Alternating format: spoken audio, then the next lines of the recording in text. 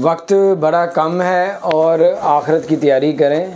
ज़िंदगी हाथ से निकल रही है। कुरान और सुन्नत पे अमल करना ही पड़ेगा, फिर आखिरत की निजात है। अल्लाह के रसूल सल्लल्लाहु अलैहि वसल्लम ने इरशाद फरमाया कि अगर किसी को मेरी सुन्नत पसंद नहीं है, मेरी हदीस पसंद नहीं है, उसका मेरे साथ कोई ताल्लुक़ नहीं। नबी पाक सल्लल्लाहु अलैहि वसल्लम की सुन्नत को, हदीस को आप हल्का लेते हैं और उस पर अमल नहीं करते और इग्नोर करते हैं, तो यानी कि आपने नबी पाक सल्लल्लाहु अलैहि वसल्लम की सुन्नत को जो है पसंद नहीं किया।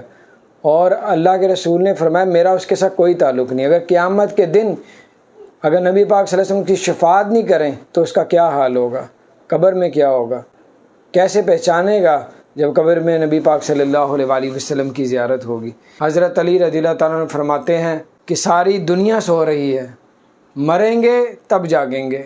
इस्लाम में पूरे दाखिल हों, गफलत से ज़िंदगी ना गुजारें, कुरान सुन्नत पे अमल करें।